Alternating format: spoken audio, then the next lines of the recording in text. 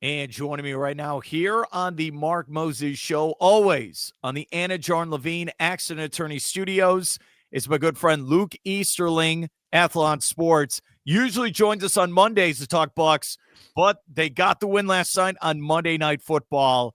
Luke Easterling, how you doing today, buddy? I mean, Victory Tuesday is just fine with me. I said it last week. I'll say it again this week. The ugly ones count just as much as the pretty ones. And honestly, the more I see the Bucs win ugly like this, especially earlier in the season, I'm not sure these aren't more important. In the way it builds your resilience, the way it proves that you're able to win games in multiple ways, to do it in the clutch, to make plays when you need them the most. I mean, this team, again, grit, moxie, whatever word you want to use. This team is. Championship teams win these kinds of games. You either find a way to win or you find a way to lose. For so long, the Bucs have found ways to lose these games. Through 2 weeks of the season, they're finding ways to win them, and I think that bodes well for the future. Let's start with Baker Mayfield from the standpoint, and we've praised him for a while. But again, you do a great job with the NFL draft, and we break down quarterbacks and what you got to do to make it the next level. This guy snaps the ball. He goes through his progressions. He throws it after about 2 or 3 seconds. Everything you hammer to our audience constantly, what it takes, Baker does it. Now, he also is on his fourth team. When you think of what are your thoughts on Mayfield, him being a starting quarterback in the NFL and him now finally getting the success he deserves? Yeah, well, I'll go back to what I said when they signed him to that 1-year deal. It was $4 million base, $6 million with incentives. And I said at the time, like, listen, if the decision for me as general manager, if I'm Jason Light, is I got to go pay $30 million a year to Daniel Jones or $38 million a year to Derek Carr, or I can have Baker Mayfield for $6 million at most, like, I'll sign up for that all day long. I think that was a great decision. Because at the time I said, listen, if you go back to the only time Baker Mayfield was fully healthy and actually had a decent supporting cast around him, the Browns went 11-5 and they went to the playoffs, and they beat Pittsburgh in the playoffs. Like, this is a team, like, he had proven that when he was healthy and he had any kind of help, he could be a successful quarterback. For whatever reason, again, the Cleveland Browns are as dysfunctional a franchise as you'll find in professional sports right now. I think they just ran him out of town so they could throw $1 million draft picks and $1 bazillion at Deshaun Watson for some reason I will never understand, just to run a guy out of town who, if you go back to that draft, Mark, everybody had been saying for years, like, oh, don't go to Cleveland. Don't go to Cleveland. Baker Mayfield stood up and was like, I want to be the guy. Send me to Cleveland. I want to go save that franchise. I want to go bring a championship to Cleveland. Put me there. And I think he would have fit so well. Like, if he had been able to stay healthy and he had gotten support and help, I think it would have been great to see him lead that franchise to where the Bucs are, which are perennial, contenders. So all that to say, he was number one pick for a reason. The dude could throw the hell out of the ball. And the special things that he brings to the intangible parts of the game are continually what we see in clutch time in Tampa, and his ability to deliver when the game's on the line. That's the kind of guy who inspires belief in his teammates in the locker room. And it's the guy, like you said, when the reads aren't there and it's time to bail, the guy just makes magic. And again, you can say, oh, he doesn't look the part because he's 6 feet tall. I don't care. Like, that guy gets the job done. And again, I could go on and on, but it's thankfully there are more and more people in the national media who are finally starting to put him in the top 10 conversation among quarterbacks in the NFL, especially with the game on the line late. I don't know if there's 5 guys I'd rather have in today's NFL than number 6 back there taking the snaps, because he's going to will that team to victory one way or another, and he did it again last night. That's a great way of putting it. Dude, his clock in his head, and especially since he's not that big, hey, I'm looking this way, I'm looking that way. All right, I'm hidden. Now, it helps to have Mike Evans, an all-time superstar wide receiver. It does. But who scored touchdowns last night? Who for this team? Ryan Miller and Rashad White and Emeka Egbuka again. So it's 3 in 2 weeks. But again, we can, if we want to talk about the team as a whole, let's talk about the fact that the Bucs are 2-0, both on the road, and both without Tristan Wirfs and Chris Godwin, 2 of the best players on their offense. Last night, Luke Gedeke, the right tackle that they just extended, he goes out first or second drive with that foot injury that he was kind of questionable about. So they got to play most of that game without both of their starting offensive tackles. Kalijah Kancey goes out just before halftime with a pec injury. So they've got their best interior pass rusher, the explosive kind of, shifty guy to go with Vita Vea, the nose tackle. He's out for the entire second half. There's so many things to clean up with this team and so many reasons why they shouldn't have won both of those games that they've had now, but they did it. And so to be 2-0, despite all the issues, despite all the ugliness and problems, there's a lot to fix, but it feels a lot better to go back to work and look at the film and start to fix things. When you're 2-0, you haven't played a game at home. You get to play at home this week against the Jets. You get to wear the new 76 creamsicle jerseys, the white ones. It's going to look beautiful and against the Jets too with the greens. Like, it's just going to be a beautiful game. If you grew up watching football in the 80s and 90s like I did, those colors are going to look so nice on Sunday. But no, man, it's so encouraging, I think, for Bucs fans to say, listen, no Wirfs, no Godwin, the injuries, all the things that went wrong in this game. The Bucs had a punt blocked in their own territory with like 5 minutes left to go, and they won this game. Like, there's so many things that went wrong, and I think the underrated thing about how this game finished, and I said it at the time, when Nick Chubb raced to the end zone, I was ecstatic.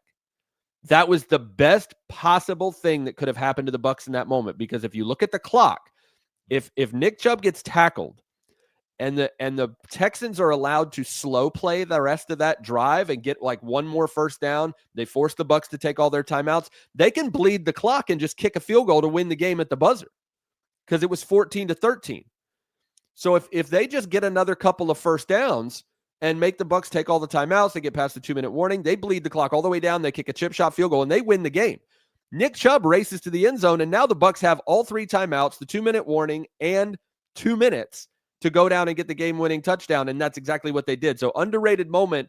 I'm so glad Nick Chubb scored that touchdown, because I don't think the Bucs win if he doesn't do it. It's a great point. By the way, my question was, who scored for the Bucs? And you went on your rant. I love it.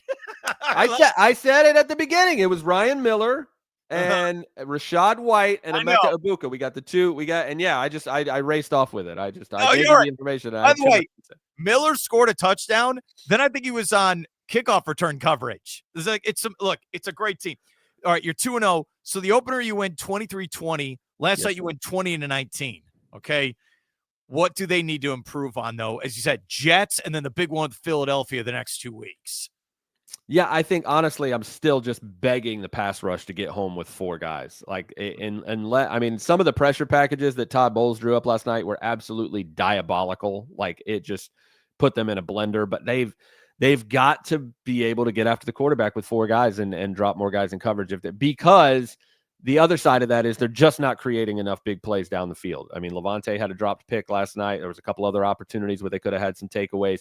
They've got to take away the ball, and they've got to sack the quarterback more often with 4 guys, because it's not sustainable to just blitz 2 extra guys all the time and leave your guys on islands back in the back end. It's not sustainable. But I mentioned Todd Bowles, and I want to say this.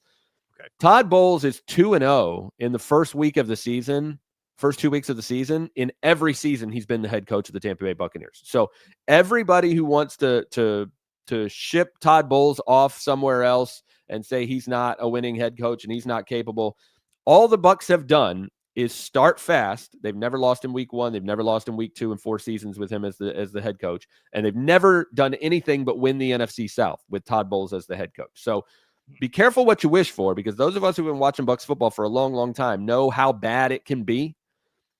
Winning the division every year and starting 2-0 every year is pretty damn nice, and I will take that every year. So let's give Todd Bowles his flowers, not just for the defense he cooked up last night, that, again, 20 points last week, 19 points this week. If you're only giving up 19, 20 points a week in the NFL, that's enough to win football games. That is plenty to win games. Warren Sapp always used to say it back in the heyday, if you give me 17, we'll make sure we win.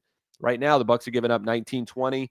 A lot of that is about what Todd Bowles is bringing to the table as a play caller, and I don't think he gets enough credit as a leader. I'll say this, too. I've been most critical about Todd Bowles in terms of his game management, his clock management, his timeout usage. I thought last night at the very end of the game, he managed it so well in terms of the timeouts. And I was freaking out because they were getting tackled. The Bucs got tackled with like 30 seconds left and didn't call a timeout because I was ranting. I was like, oh man, it's this big run by Baker. You need to call a timeout, calm everybody down. The fact that he saved those last 2 timeouts to the very end, when the Bucs got down to the 3-yard line before the last touchdown, they had about 9 seconds left, but they had 2 timeouts. So what does that mean? It means you can run the ball at least once, maybe twice on 1st and goal to get the ball into the end zone. You don't have to keep throwing it. And I think that's what kept the Texans defense kind of off balance on that last snap, because they were like, throw, 2 minute, 2 minute, 2 minute. Then they got close and realized, hey, 9 seconds is plenty of time to run a couple run plays because we can call timeout multiple times after these plays. They ran it in, pounded it in on the first try, but I thought that was really great job by Todd Bowles in an area of his game that he struggled with that shows that he's improving and getting better there. Atlanta destroyed Minnesota on Sunday night. Dude, I think Atlanta's legit. I think this is a 2-team race for the division. Do you feel that way? Yeah, I do. And again, I think that's why that week 1 win was absolutely massive, man. I mean, to go on the road in week 1 and steal a game that you really had no business winning in a lot of ways, it's going to come back. And I think I said this on the show last week, like that game is going to matter so much in January. Like December and January, we're going to go back to that game, and the Bucs are going to win this. If they win this division by a really narrow margin, we're going to go back to that week 1 game and say, man, that game was the difference. And again, this is a team that swept them last year. I think they beat them 5 out of the last 6 going into that game. It was just so huge because I agree with you. I think the offense with Penix is a completely different beast. They've always had the playmakers, but that dude is legit. And the defense, the way they overhauled that defense this offseason, all those draft picks were absolutely all over the place in that game against Minnesota. Everybody was making plays. Pierce, Walker, Watts, Bowman. Everybody that's starting on that defense that's a rookie is making immediate impact. I hated that draft class as a Bucs fan because they drafted so many players I loved, so many guys I knew were gonna make an immediate impact. So I hated that as a Bucs fan. I hate that Michael Penix is in Atlanta. He's a Dade City guy, Tampa area guy.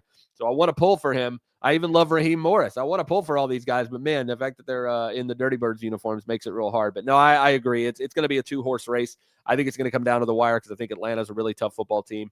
But that's why that week 1 win on the road is going to be so huge when we get down to it. And we're dealing with tiebreakers and division records and all that. It's going to be huge that the Bucs stole that win in week 1. I'm sorry to say this. If I'm Atlanta, I'm going to go get a real wide receiver for Michael Penix. I'm not kidding around. I don't like I would call it Miami in a couple weeks. Hey, is Waddle available? Is Hill available? Get Penix a real not Drake London, not the former Gator tight end. I think they're very dangerous. I really do. I think they got a legitimate shot. Let's end with this, though. Back to Ibuka. A steal now. It looks like a steal. So I bring this up because I had a Jaguars guy on before.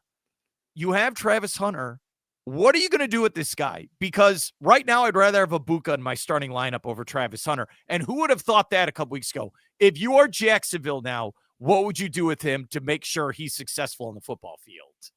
Yeah, so a couple things on Ibuka. I'll echo something that my colleague at Athlon Sports, Doug Farrar, who's been in this business doing incredible work for a long, long time. He said that Ibuka reminds him of how people talked about Justin Jefferson going into his draft, because it was like, oh, he only ever played in the slot for LSU because they had Chase and they had all these other guys. Like, so he's just a slot guy in the NFL, which is why he fell to the 20s, right? And it's just, it's one of my cardinal rules of scouting, man, that like, just because you see somebody only do something in college doesn't mean that's all they're capable of doing in a completely different atmosphere with different coaches and different schemes. And so with Ibuka, that's kind of what we're seeing, where he was mostly in the slot at Ohio State because you had Harrison, you had all these other guys. But man, they're moving him around everywhere, and he's winning in the same ways that Jefferson was. Justin Jefferson, it was like, oh, he doesn't have like 4.3 speed, and he's not super, thick and physical at the point of attack. He's just a really smooth route runner who catches the ball really well, and he can create separation. That's all Emeka Ibuka over and over. Like, all the same things are true. So if we see a similar ascension, that won't surprise me, because that kind of unlocked that. Like, that's what they said about Justin Jefferson. That's why he was a pick in the 20s too. And he's obviously looked at as a massive steal in that class. Ibuka's having the similar impact. And I think he's just intangibly as a person and as a guy that looks like he's been in the league for 10 years already. That's what everybody in that locker room says about him.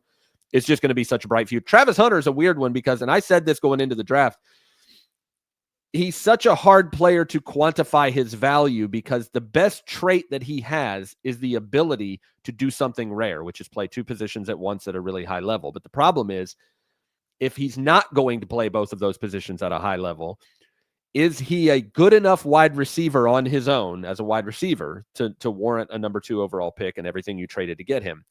Or is he good enough as a corner to warrant the number 1 pick as just a corner? And I think the answer is yes to the corner part, because I think it's harder to find corners. And honestly, that's where I think he should play full time and they should sprinkle in the offense instead of what they're doing, which is kind of the other way around. It makes no sense to me, to be quite honest. That's where he's going to be most valuable, is as a shutdown corner on every play. And then you bring in his playmaking ability for 20, 30 snaps on offense. You have some specifically schemed up plays. Maybe you just have him on the field to take attention away sometimes, but he needs to be a shutdown corner first and a wide receiver second, in my opinion, to get the most value out of him and to keep him fresher. Seems like the Jaguars are doing it backwards, and I don't quite understand that, but I think that's the least of their problems. They got a lot of things they're going to have to fix, and I kind of said this throughout the offseason. It's like, I expect the offense to be better because Liam Cohen and what he did in Tampa last year, but we still don't know what Liam Cohen's going to look like as a head coach. This is not just a guy who only called plays for 1 year at the NFL level. This is a guy that had like 5 jobs in 5 years, bouncing around from the NFL to college and back and like having all these different roles. He ascended very quickly to the big chair in Jacksonville.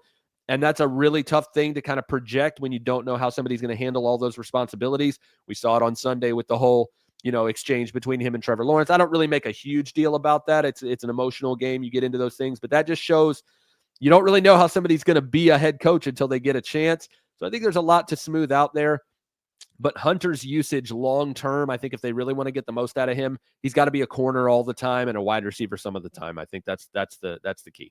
I'm with you, and thanks for answering that. I think the Jaguars are improved. They should be 2-0. Make him like his former coach. He should be 1995-96 Deion Sanders with the Cowboys. Make it, and they have a chance to go in that division unless Daniel Jones continues this and the Colts go crazy. What the heck, right? I did not see that coming.